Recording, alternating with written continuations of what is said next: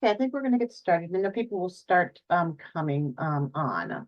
My name is Catherine Sedota, and I want to welcome you to the Good Clinical Practice Workshop Series with a spectacular presenter, Kimberly Brunton, and she is going to be presenting today within our series. And we do have many workshops within our series. Some of the ones that we have are obviously good clinical practices. Responsible conduct of research is coming up, as is scientific communication.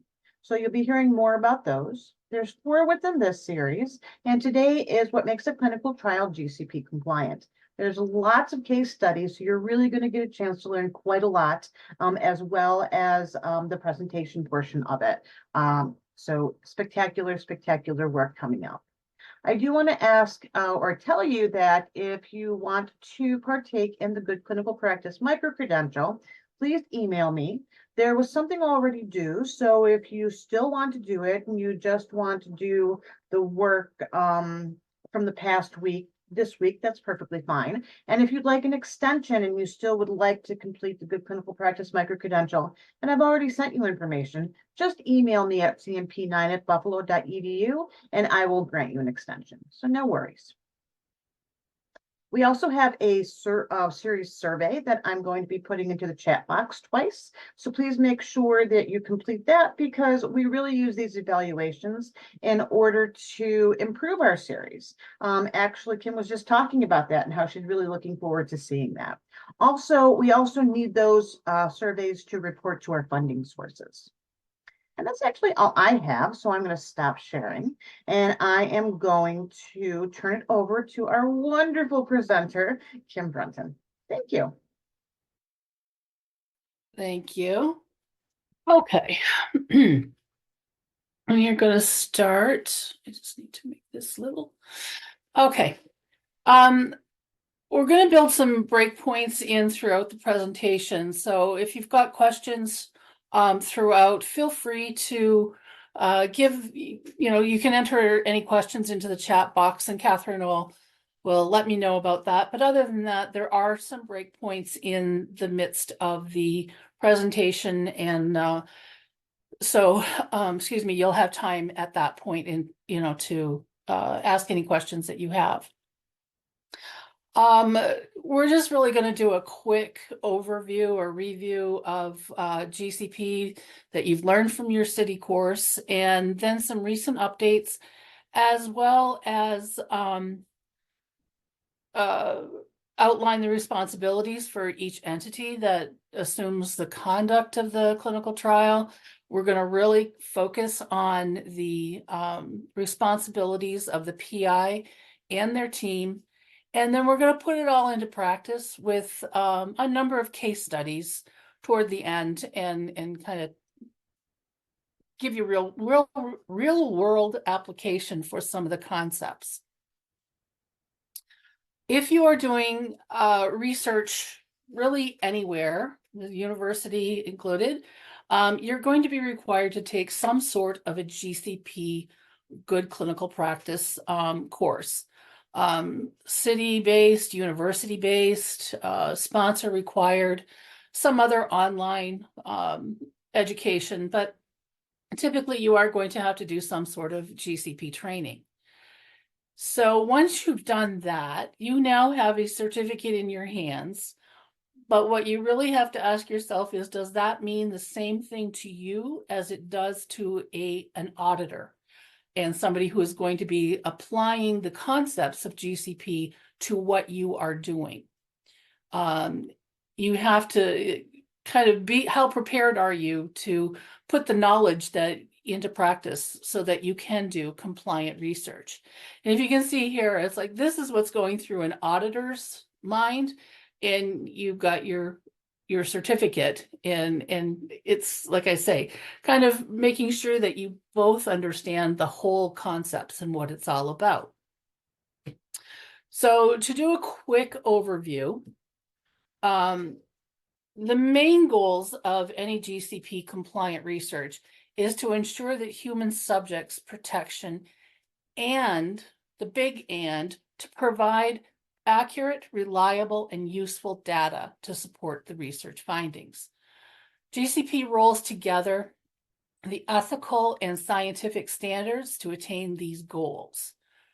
So this is done by bringing them all together into something that looks like this. Each of these standards, regulations, and principles are the considerations that make up GCP compliant research. So we're going to break them down a little further. And we're going to start with federal regulations and the guidance documents. So when you're doing any kind of research, you're going to hear a lot often about 21 CFR 45 or 50 or 312. What does that actually mean? So the CFR is the Code of Federal Regulations. It is comprised of 50 different titles that represent broad areas that are subject to federal regulation.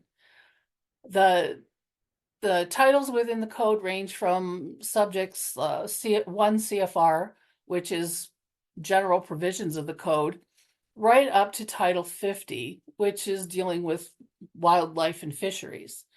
So our interest lies in Title 21, which is food and drugs.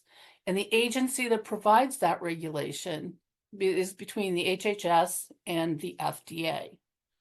The FDA provides numerous regulations and guidance documents that govern how research is to be conducted in the US.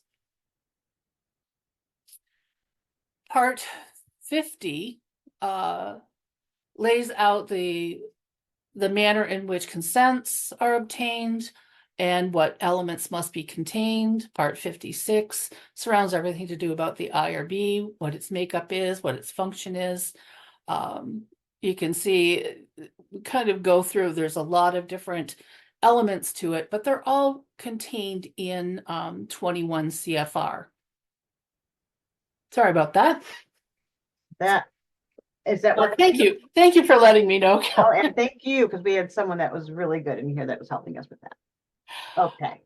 Okay. Thank you. So, kind of breaking down a little bit more of the pertinent parts of 21 CFR. Part 300 covers the drugs for human use. And as it relates to research, Part 312 provides instruction about investigational new drugs.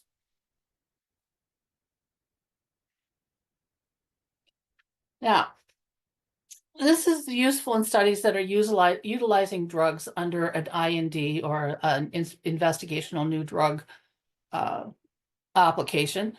And it's when the investigator is not acting as a sponsor. This is when a Form 1572 is used.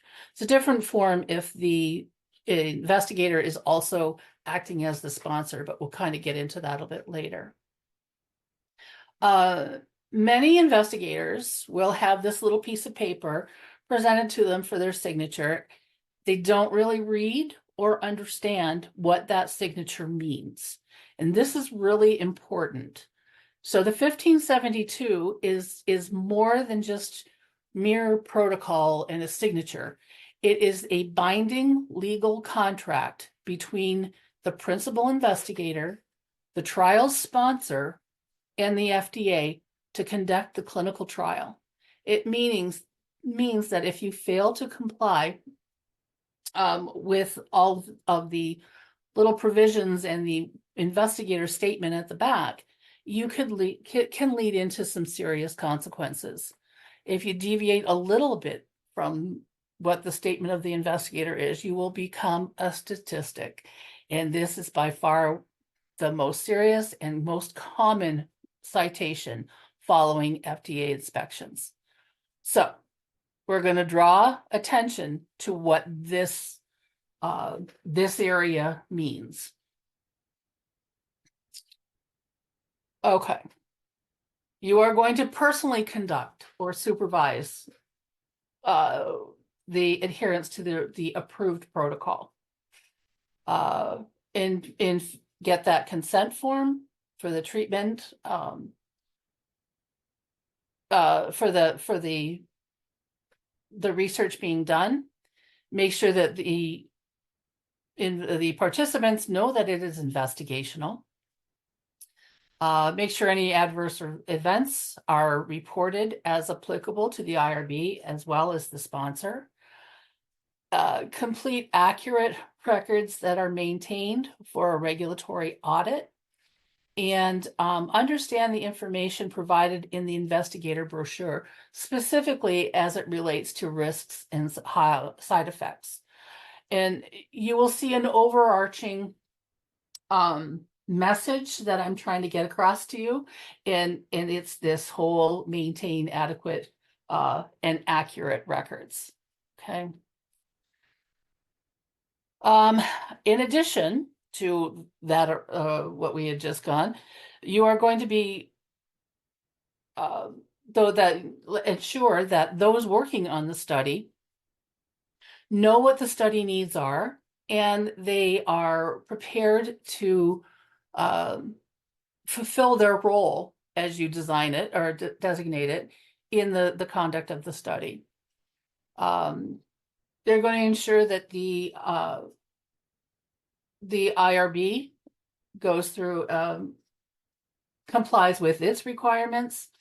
You're going to follow the requirements as an investigator under that 312, which is about about new drugs, as well as other elements required within the title. And remember that the IRB has approved the protocol as written, and that was presented to them for approval. You cannot change elements of the protocol unless subjects are in immediate danger.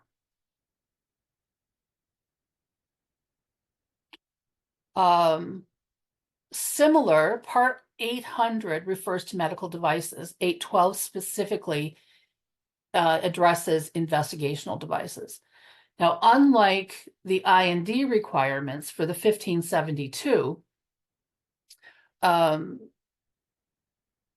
device studies do not have an FDA form, but rather you will be instructed or directed to sign an investigator agreement, which goes through a lot of those elements that you'll see on the 1572, but it's just in a different form. The Code of Federal Regulations is very long. It is very arduous, and it is pretty much guaranteed to put you to sleep. But periodically, the FDA does provide additional guidance documents to help interpret and clarify what all is going on in the federal code. They usually do go through a draft period before that are open to comment before they are finalized.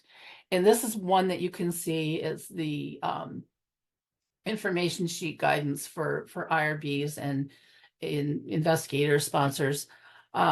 This is kind of just one of them. There is a veritable host of these different guidance documents, depending on what your topic or your subject is that you'd like to see or find out some additional information about.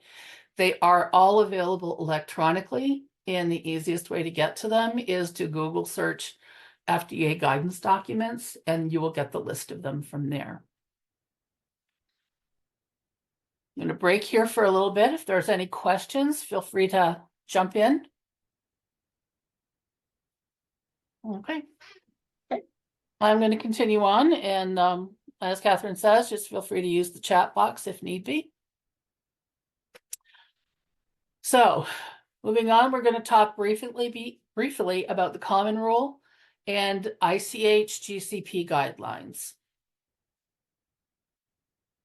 The main elements of the Common Rule are compliance by research institutions, obtaining and documenting informed consent, the IRB makeup function and the general operations, as well as record keeping.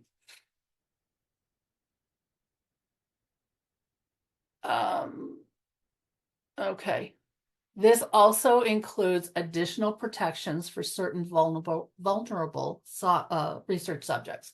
So pregnant women, prisoners, people with reduced capacity, the children, those are what they consider as vulnerable research subjects. So they've put in a few extra protections there as well. July of 2018, there was some revisions made to the common rule. The goal was to better protect human subjects involved in research, also to facilitate the conduct of research, as well as reduce the burden and delay of ambiguity for the investigators. The highlights, they have advocated for and actually have received that they utilize a single IRB for federally funded multi-center studies. So if you are collaborating with another university, another site, typically if it's federally funded, you'll rely on one IRB to do the review and be the IRB of record. They have also allowed for the elimination of some of the continuing reviews for some minimal risk research, and they added some additional requirements to the ICF.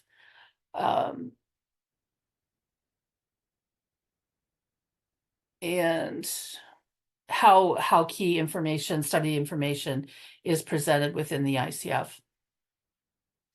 As far as ICH GCP, it has as its core the Declaration of Helsinki as its point of origin, which has 13 core principles, which are ethical principles, favorable risk versus benefit, subject rights, adequate reporting of the data, scientifically sound protocols, independent ethics committee oversight,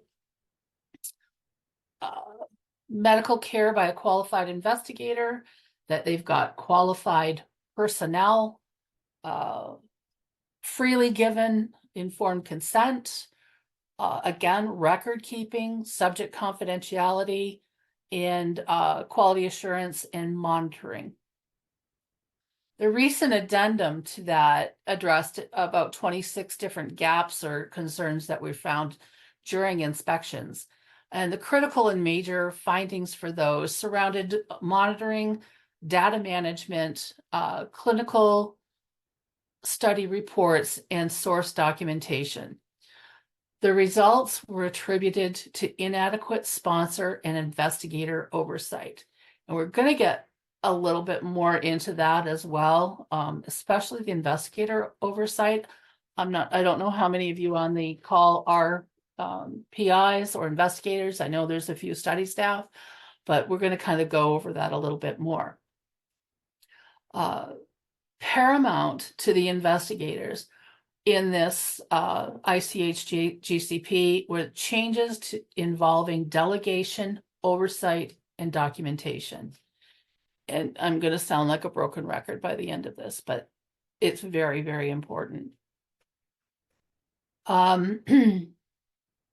Briefly, when you are conducting or designing and reporting your research, you have to be aware of any state and local laws that may govern your research. So not only do you have the feds and all their regulations, but you have to consider you've got your state, your local, and right down to the university policy.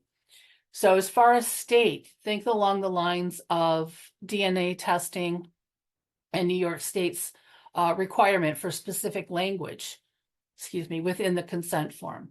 Similarly for HIV testing. One of the other things to be concerned about is in New York State, and it's pretty much particular to New York State, tissue samples that are being taken from a covered entity into a UB lab. So if you're getting, let's say, liver biopsies from Kaleida, and you're bringing them into your lab that is housed on South Campus, North Campus, downtown campus, um, as far as New York State is concerned, that is an anatomical gift. So it has its own little things that have to be considered while you are conducting that research. University policy may also affect what you're doing. So you need to know where you can find your university policies and be able to put them into action. And it does impact you in your study. So the big take home from this is when you are audited, it is not only the federal regulations that you have to adhere to. Compliance with state, local, and institutional policy will also be assessed during that audit. So I can speak to experience on that. I've undergone a few FDA audits, and they have asked for the policy for the university.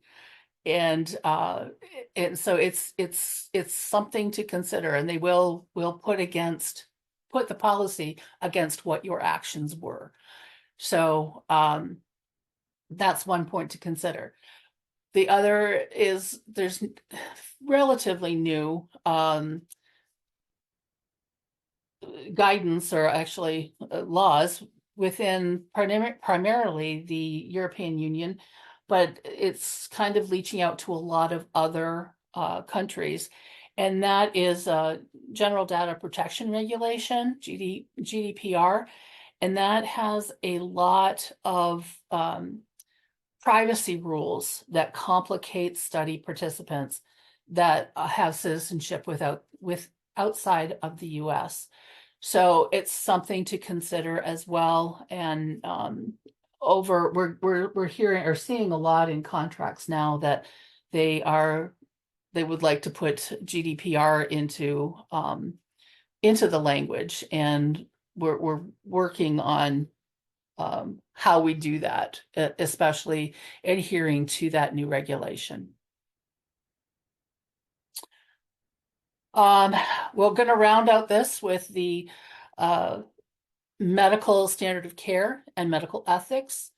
The responsibility to uphold your standards as per your profession do not go away if a subject is in a clinical trial, and will play into adherence to compliant research. That was kind of heavy. Any questions thus far? I'm going to continue on.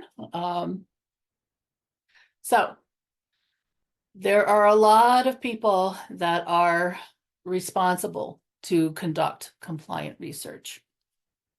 So we're going to talk about those in a little bit of overview, and then kind of hone in a little bit more on the investigator. So tantamount to showing that you have practiced and maintained good clinical practice during your study is documentation. If it was not documented, it was not done. So you can see what GCP consists of in really every other. It's documentation. It's got to be there, and you've got to be able to back up your actions. And I always say that if somebody is coming behind me 10 years down the road, they need to be able to see what happened and in the order it happened, and what all was done. So that's kind of what you need to think about when you're documenting is what is somebody else reading this going to get from that, and make sure that your point is expressed well. Very quickly about the sponsor responsibilities. I'm not going to read to you, but they require the sponsor to ensure proper qualifications, training, documentation is present, and the available auditors are available to auditors at all time. Sponsors can include commercial entities, both pharma and device, governmental funding. So you've got your NIH, excuse me, naval research. There's a lot of like any of the governmental funding, private foundations, and even individuals. So this is what we talked about before. Some people just think, well, this doesn't really apply to me. I'm just the PI. But if you take that into consideration, if you are the PI and you undertake an investigator-initiated trial, you write your own protocol, and or you have obtained the investigational product under an IND that you have applied for and now is in your name, you are not only the PI, but you are also the sponsor. And with it comes all of these responsibilities in addition to your responsibilities as a PI.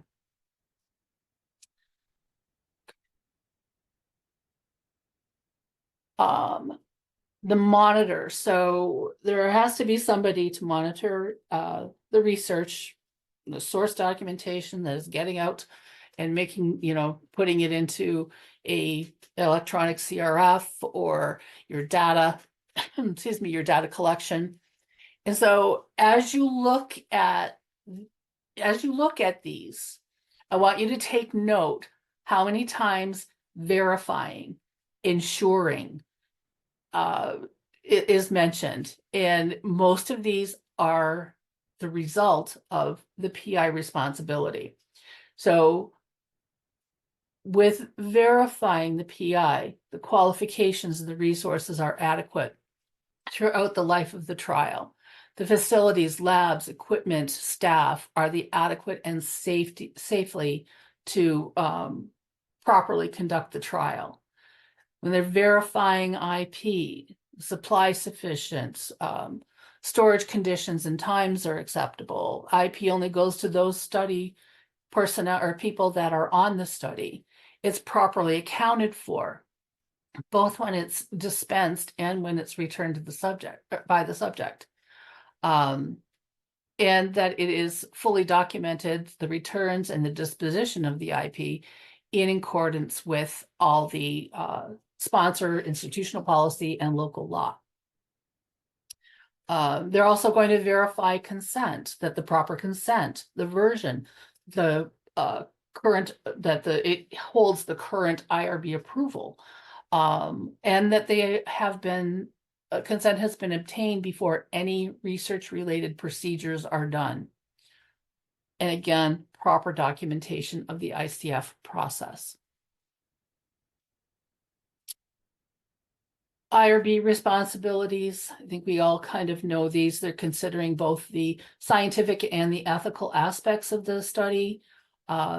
Since scientifically unsound research is not ethical, they need to ensure that the risks are minimized to subjects. They're reasonable in relation to the anticipated benefits, that selection of subjects is equitable, informed consent is properly conducted and documented, and that the subject safety is adequately monitored and their privacy is adequately addressed.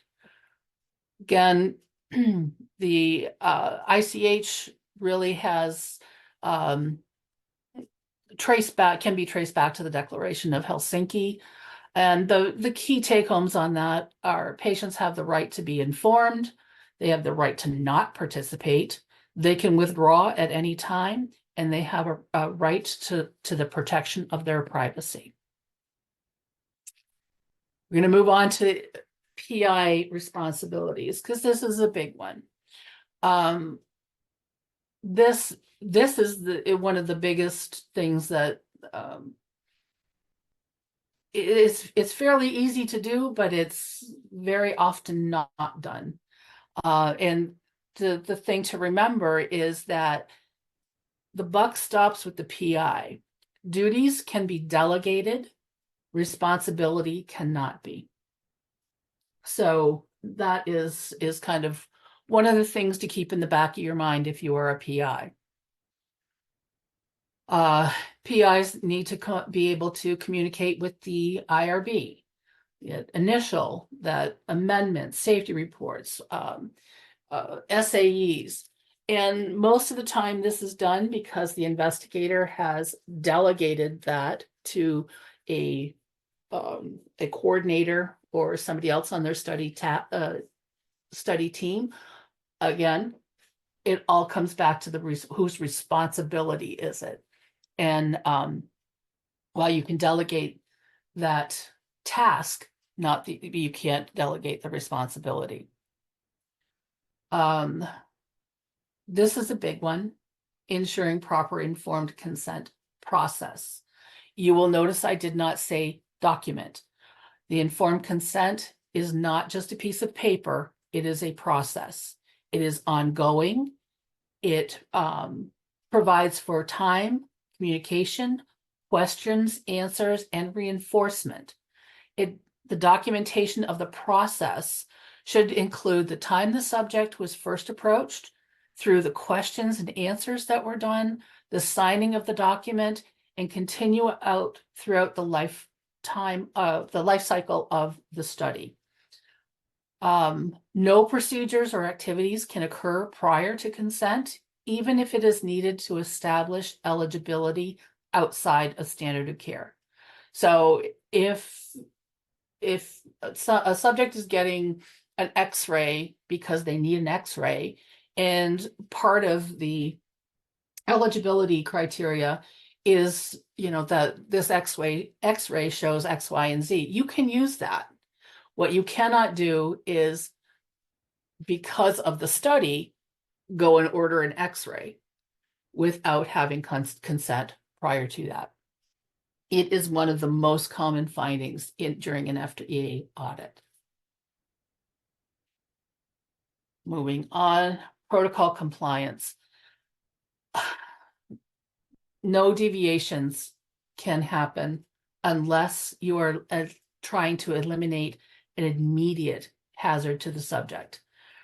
Remember that the IRB has approved the document that you have presented as your protocol, and that is what you are approved to do.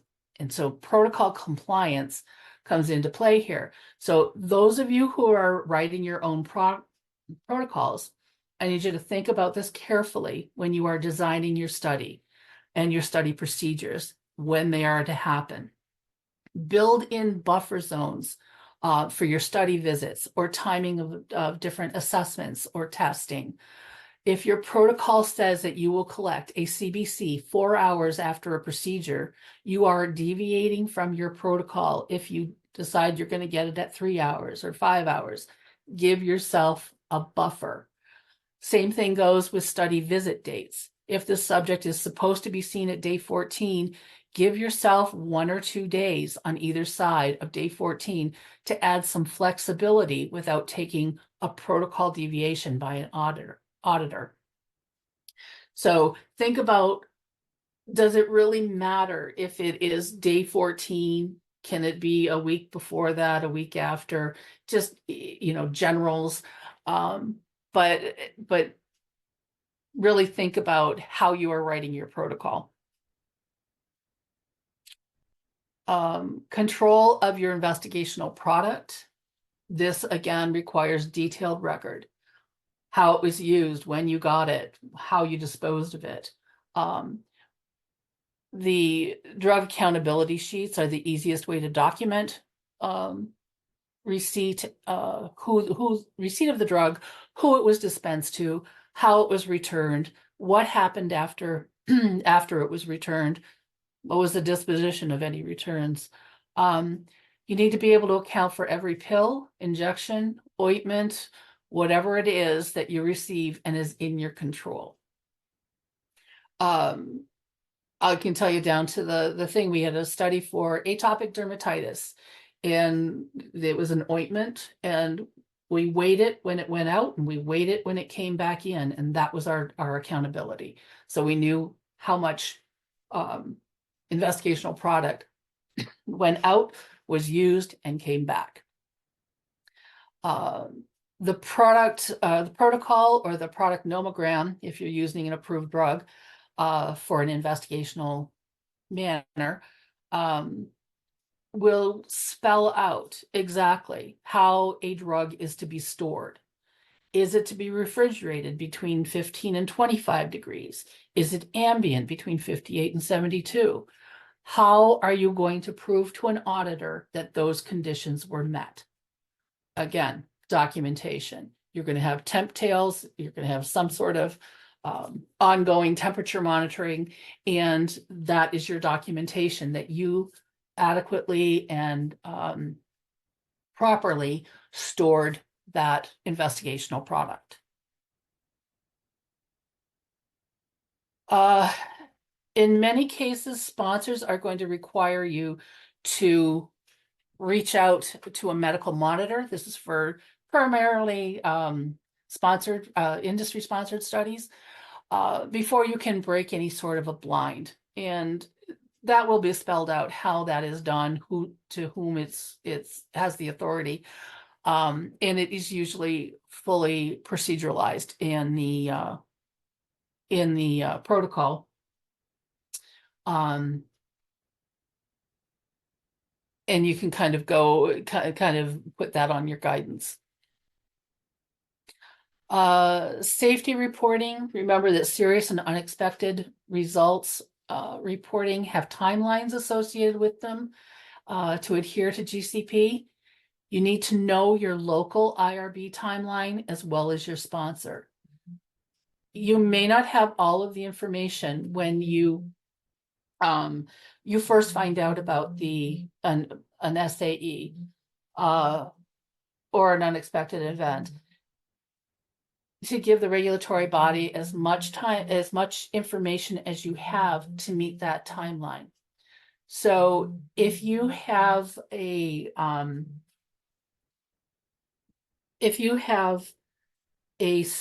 study going on and you find out a patient's wife called you and says, oh, my husband died, I just wanted to let you know, that's your first that that a serious adverse event has happened.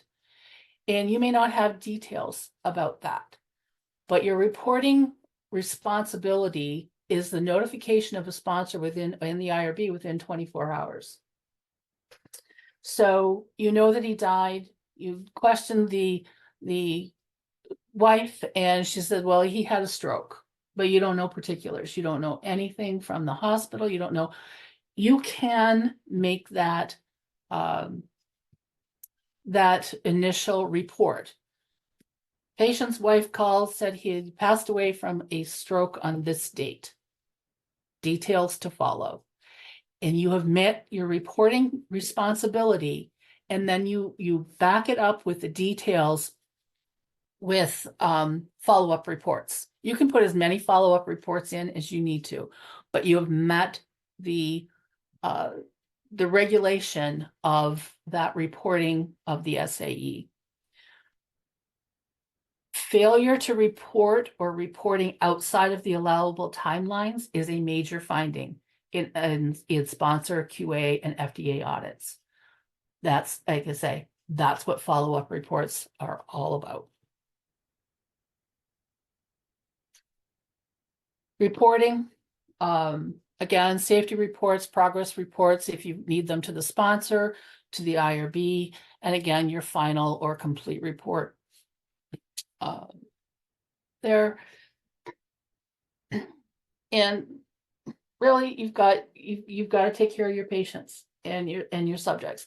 Medical ethics do no harm always takes precedence over the research that is being done.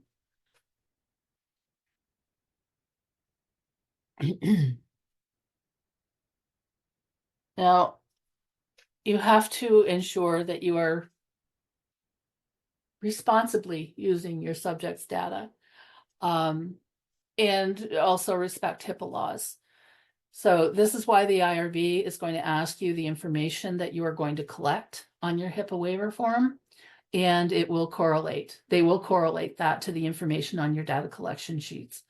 So You can't just go and do a chart review and willy-nilly, I'll figure out what I'm going to do with it later. It's like, no, you need to have your plan and figure out what you need, what data you are going to extract, and how you are going to utilize that.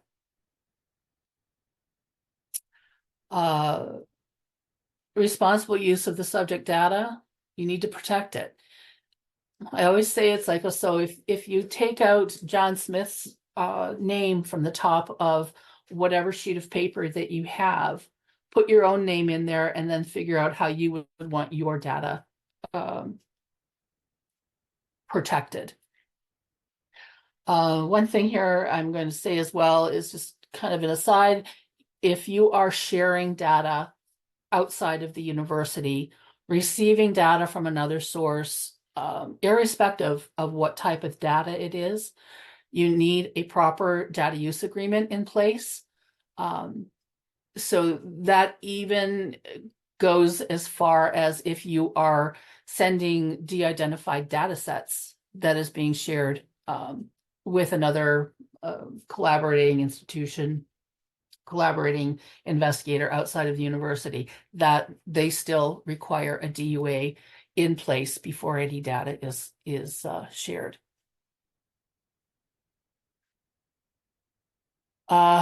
Record keeping, and we're doing record keeping in the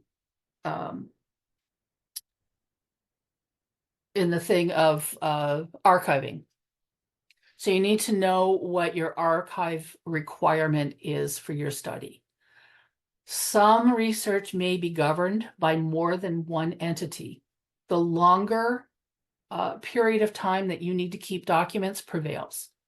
So is it an investigator-initiated trial, whether your our local IRB is the IRB of record, and that's the only governing things, it's investigator-initiated, it's 3 years after the completion of the study.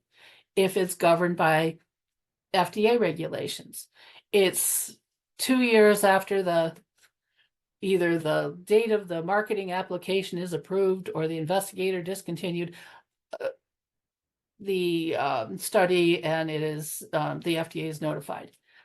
Okay, that's a lot of verbiage, but it usually amounts to 10 to 15 years. If it's through the Department of Veteran Affairs, you're retaining that data, that study data indefinitely. NIH study, 3 years after the final financial report.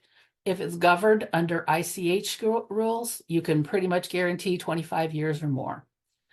Think about the hows and the wheres of your archival data, because those need to take into consideration of what you're doing with your records. I think everybody kind of knows the elements of ALCOA and attributable, legible, contemporaneous, original, and accurate. And those kind of go without saying that that's kind of documentation in a nutshell. The significance of good documentation is providing that credible data that you can actually validate those study results that you're getting. You can provide that audit trail and the evidence of investigator involvement, compliance with those local and federal regulations. So that all comes into play in showing that you have performed your study with good clinical practice. So if you get called for an audit, I shouldn't say if, it's kind of when, it is always inevitable. You need to ensure that you have your regulatory documentation in order. And you need to be able to support your study information and show that you have fulfilled your obligations and your responsibilities. Remember, if there is no documentation, if it's incomplete, inaccurate, illegible, it never happened. you need to be able to put that timeline together. The most common findings in FDA audits, protocol deviations, they're common, they're entering ineligible subjects, non-adherence to the protocol, vis-a-vis the timing or the procedures done. Consent. The subject must sign, not only sign, but the date must be in their own handwriting. It should be, or it needs to be obtained prior to any study activity, any study directed activity. And ensure the use of the correct version and the most recent approved, and documentation describing the process. What was the process you used in getting that consent?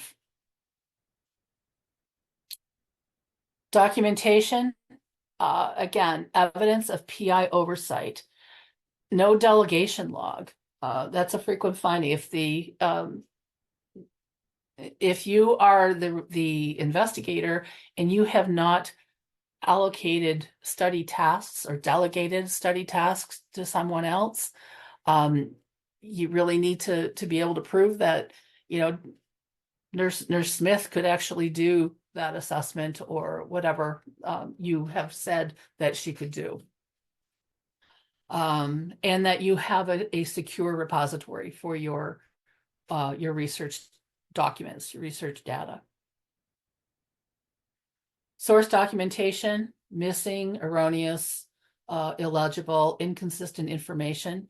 It is important to remember that source is by definition the first recording of the data. I'm going to tell you, like, it is truly the first time. I was out in a field in a barbecue, and I got a call with somebody reporting an SAE to me. And the only thing I could find was a magic marker and the inside of a charcoal bag. And I documented what I needed to, and you can rest assured there is a binder out there, 3-hole punched with a charcoal, the innards of a charcoal bag in there as my source documentation. So it really, that's what it comes down to as far as what source means. Your drug or device accountability, your storage area and the conditions must be monitored and documented.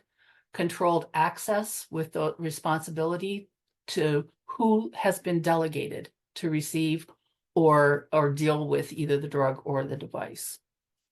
And again, sometimes it comes down to, even with device, it needs to be maintained within certain temperatures or, that type of thing. You need to be able to prove all of that.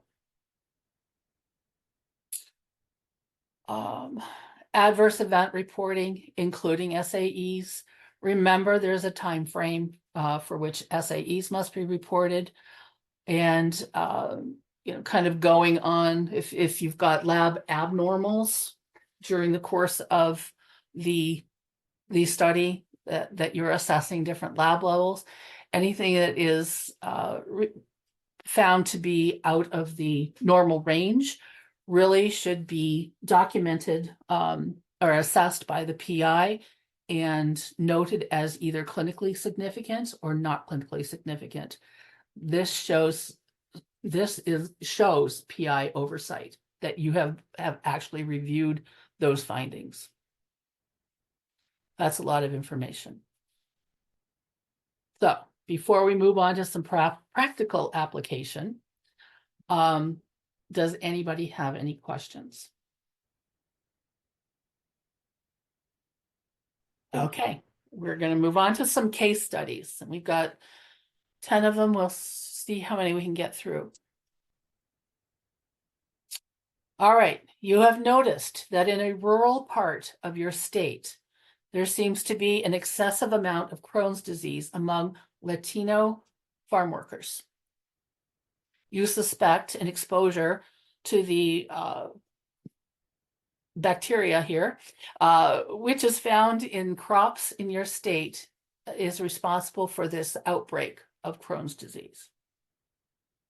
You develop an antibiotic regimen that you feel is highly effective for this bacteria, and now you want to conduct a placebo-controlled trial to treat these patients.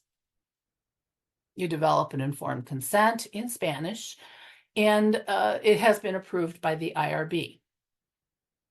You hire a Spanish interpreter from Interpreters R Us to help with the informed consent.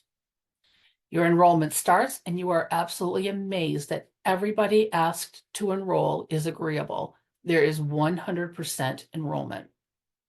There is an interim analysis done at 6 months into the trial, and the results are not quite what you expected.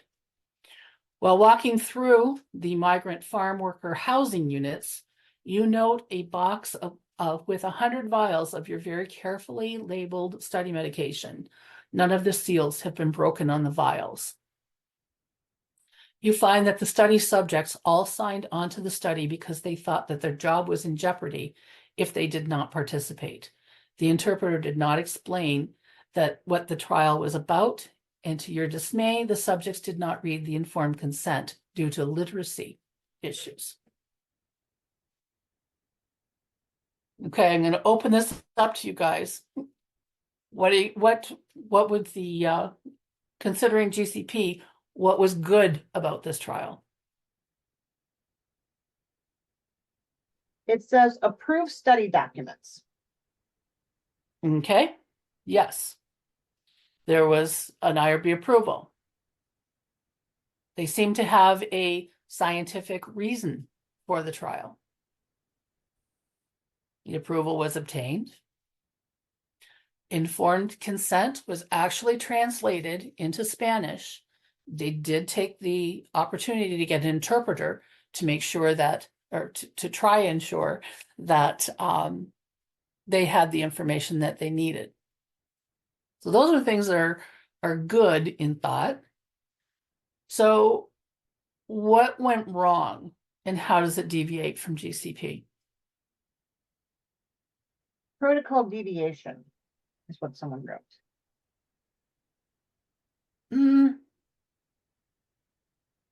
Meds not given at correct regimen. Okay. What about the fact Yes. that you assumed the fact that they could read in their native languages? Good. The interpreter was not trained. Good. Or informed consent process. These are what's coming in. No documentation of treatment. Good answers. Excellent. Excellent. Volunteer consent. Okay. Okay. So yes, the informed consent was not informed. Okay. I think you guys hit them all. The vulnerable population, they are ripe for coercion, which proved out because they all thought their job was in jeopardy.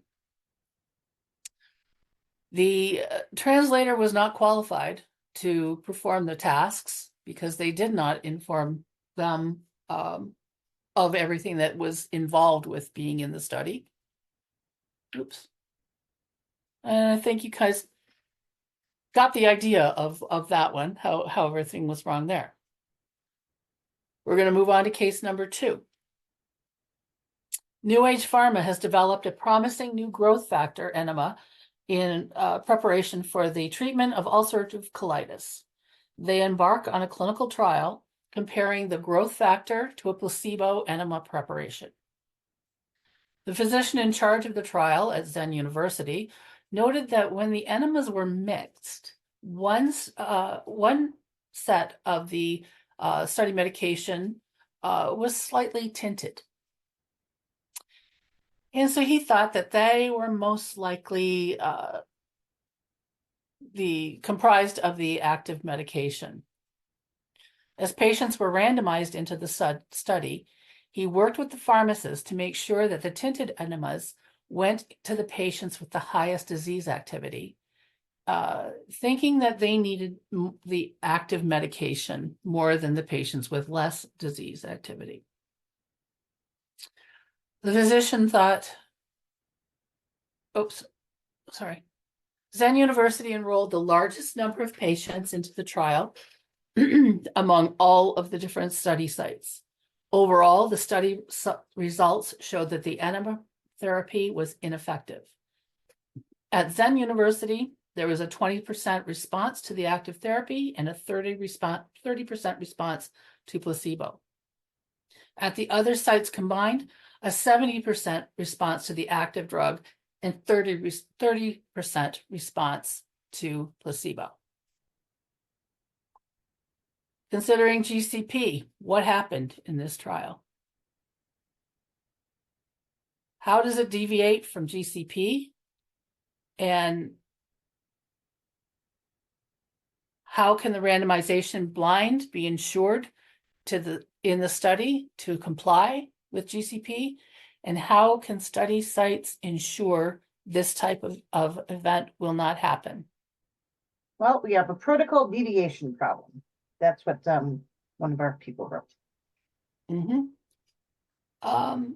Yes, you do, because he did not adhere to the randomization, whatever the randomization plan was. Let's see.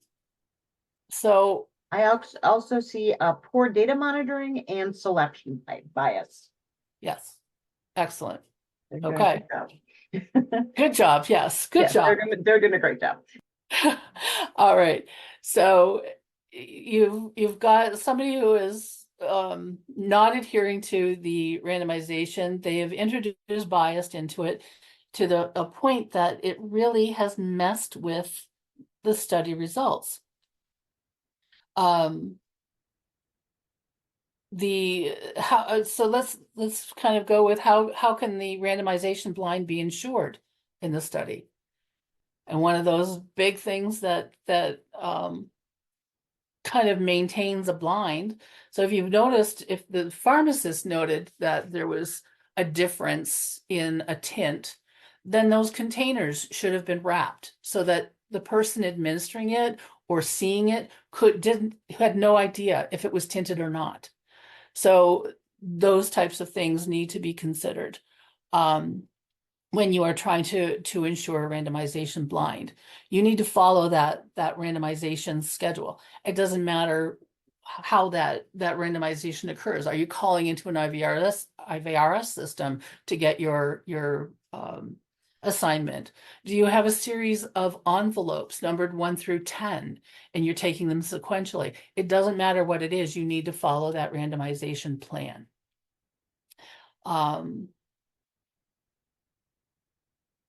Okay. So several problems exist in this. From the ethical standpoint, the physician was concerned about the patients, but there was worry about the severity of the disease in a group of patients. So the benefits of the trial may not justify the risks if he thought there was something to be said about the treatment. In consideration of the protocol and the science, he was non-compliant with the protocol. However, there were design flaws that allowed this to happen. The treating physician needs to be blinded to the investigational product. The randomization should be independent and fixed, and bias was introduced into the trial. So you think you kind of hit a lot of those. Okay. We seem to be going around the ulcerative colitis and Crohn's thing here, but we're going to continue on. If you've been asked to participate in a trial for a new monoclonal antibody treatment for ulcerative colitis. One of the endpoints of the trial is mucosal healing. A sigmoidoscopy is performed and a video recording is done at screening and then again after 12 weeks of the study medication. If there's improvement noted on the video recording, then the patient continues in the trial. One patient has returned for their 12-week sigmoid and the recording equipment fails. You do the sigmoidoscopy and you think things are better. The patient is begging to stay in the trial. You score the endoscopic findings as being slightly better so that the patient has a chance to stay in the trial and take pictures, but you do not have the video recording. Due to technology failure, you do not have the video documentation of the sigmoidoscopy, but you do have pictures. Should the patient remain in the trial? I have a bunch of no's. Okay. Yes. I have one yes. And everybody else is a no. Okay. What are your responsibilities of GCP in this trial? Someone said yes because you can still document it. Okay. Follow the protocol, someone said. Okay. I'm going to ask what the sponsor's responsibility is in this as well. So, as far as data quality and integrity, the failure of the equipment is leading to problems in reporting, interpretation, and verification of the results. The results are directly related to the video recording of that sigmoidoscopy. You want there to be an improvement so the patient can remain in the trial. It places bias into the decision that you are making. Quality control. Its critical technology needed for the study should have been consistent with quality checks to try and prevent failure and documented.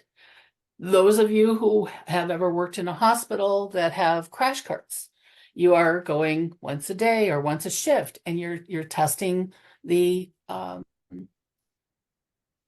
crash cart. You're checking out your crash cart. That is to make sure and documenting that you have checked your equipment out. Similar, if you've got critical technology that is needed, there needs to be something in place there that says that you have checked it, you know it works, and you're moving on with that. Had this been checked prior to the patient coming in for their 12-week, they would have realized that it was not working and gotten that fixed before the patient came in for the sigmoidoscopy. We have something about requesting for a protocol amendment. Is that feasible? Absolutely, but it doesn't help the patient that's on the table right now. So for future, yes, but for this patient, it's protocol deviation.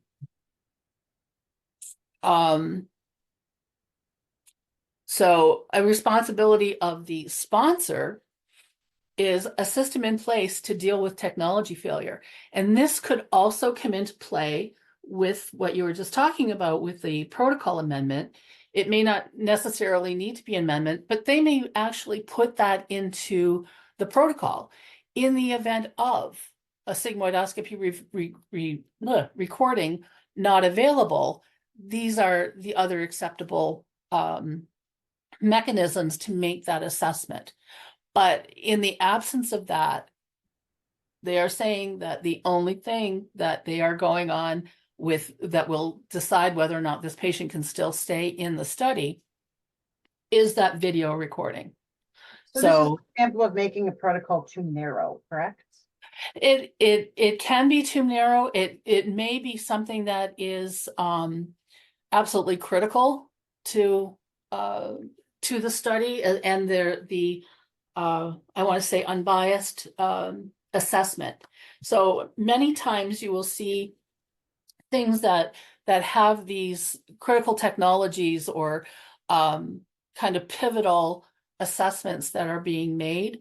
They're centrally adjudicated. So that video recording may have had to have been uploaded and to one reader that's reading all of them from everybody so that there's no bias from, individual readers or their ability.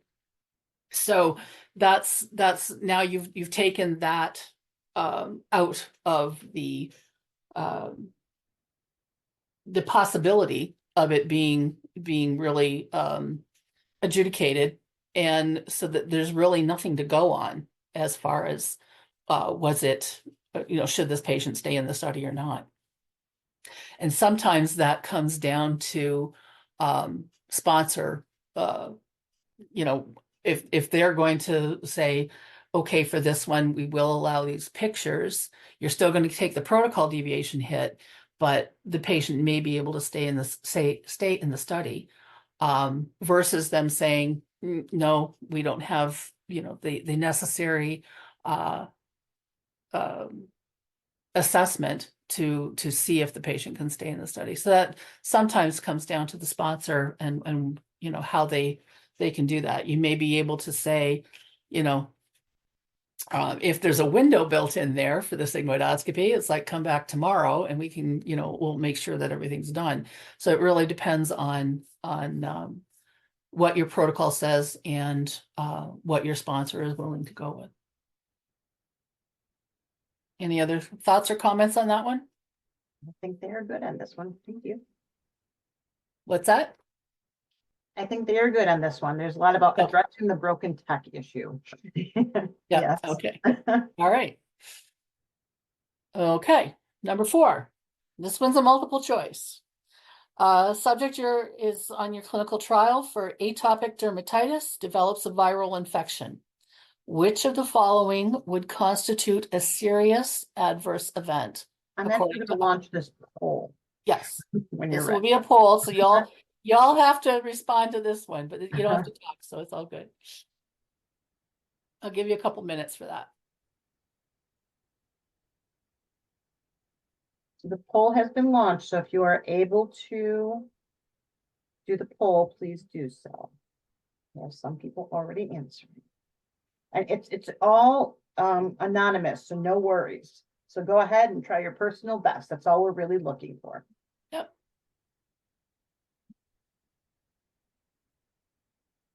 So overwhelmingly, you all have picked the right thing there. Oops. And again, we're just labeling it if it's a serious adverse event. So this would be classified as a serious adverse event because it has resulted with significant incapacity. So I'm just kind of like, the subject is withdrawn from this, that doesn't constitute whether it's an SAE. Subject develops a chest infection and he's at home, he's got antibiotics, okay, it's an AE, but it does not fit the criteria for a serious adverse event.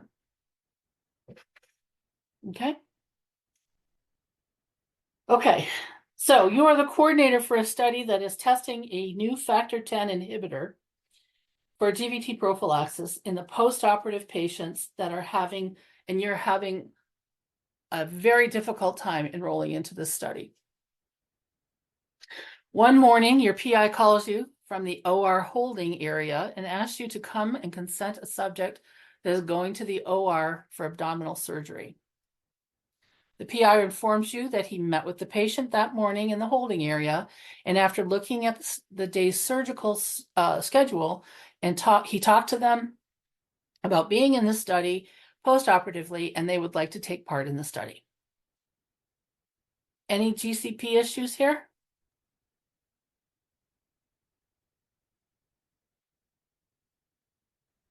Subject privacy is an issue. Okay, that's one. Proper informed consent, question mark? Mm-hmm. Written consent? Well, he's in the holding area, so you can still sign something in the holding area. Selection bias and possible coercion. Good. Yes. So this actually happened to me. So as a coordinator, what you're going to do? Subject privacy, if it is not in a private location, other people could hear. Mm-hmm. This is true. So that you have done something with their privacy. As far as, so what other principles have been compromised is is the coercion, so you've got somebody who's going to, you're in the holding area, and you're about to go under the knife, and somebody says, do you want to do this? It's a little bit of pressure when you figure the guy's going to be cutting you in 10 minutes, and he's asking you a favor, basically. So that, basically compromises that in informed consent. Yeah, someone else said that it's not an ethical principle to do so, and someone said that they would remind the PI of proper consenting process. Thank you. Excellent, excellent. And that is basically what goes on. So it's just, I cannot get consent from this patient because it is not the appropriate time or place to get the consent. Excellent, good. We're going to move on to another multiple choice. The subject in your clinical trial has an unexpected heart attack, which requires hospitalization, and the investigator feels that it is related to the study drug. So he unblinds the drug and finds out that the subject was actually on placebo. So how is the sponsor? Now you're gonna flip your switch now. Now you're the sponsor. How are you going to report this? Or how should they report it? This is a poll. If there is a big distraction, I'm sure Kim would be happy to explain.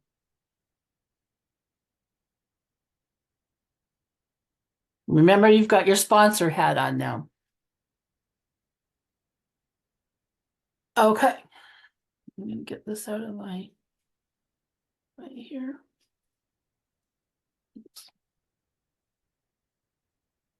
Okay, so they did not answer that way. So Okay. you explain this because So I'm going to explain it. So Yes. in accordance with ICH, E2A, the events associated with the placebo does not normally meet the requirements for expedited reporting.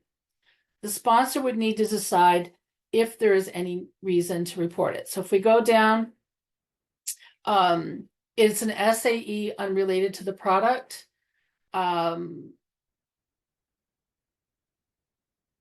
Yes, I would say, but so from a site perspective, if I'm the coordinator or the PI, it is an SAE unrelated to the protocol, or to the product, because they were hospitalized. So as the sponsor, I now know that it's not related to my drug. And so now I get to decide how I'm going to report it.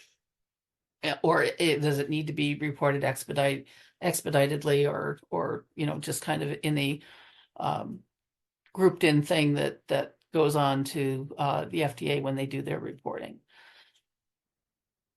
That was probably not fair to do, but we're going to do another one here. Subject experience a bereavement. His wife died during this clinical trial that he has been on. What circumstances would make it advisable to report this event? Poll has been launched. And now I don't think we're acting as sponsor now, so. No, you're back to your PI or study staff, coordinator, whatever it is. Back to their comfort level. They're back to your comfort level. Yes. That's right. So again, anonymous poll.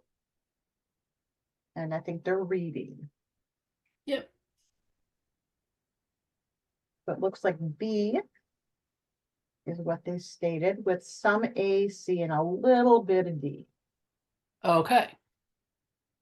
So answer B. So y'all did great there.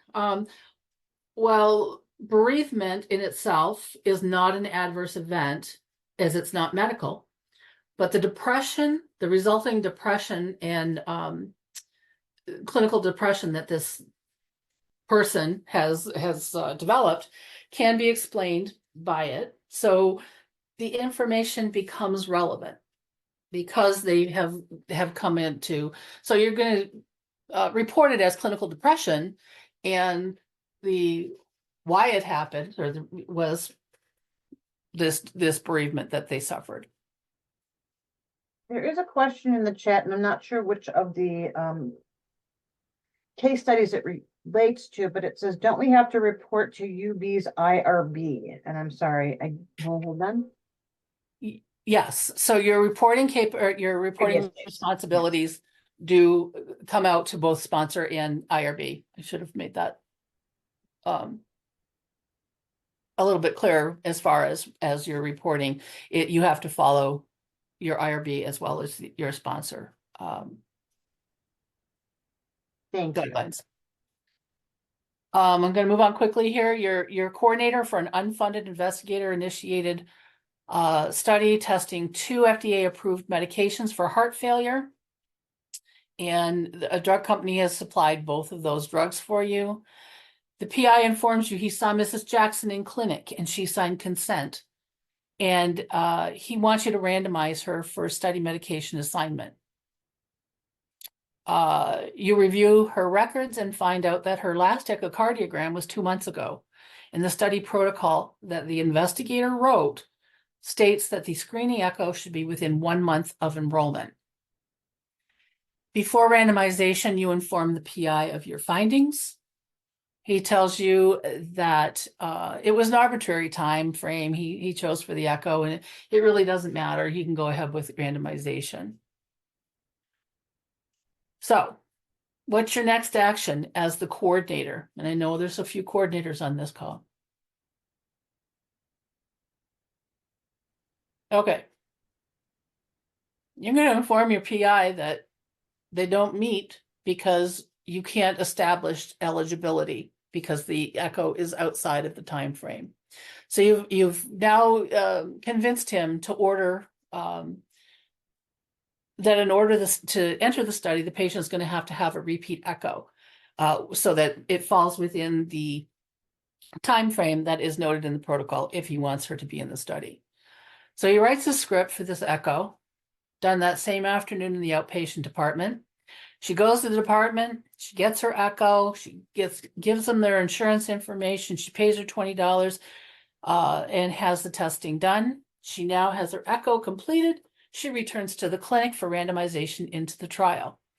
Is there anything else that you should be concerned about her study involvement?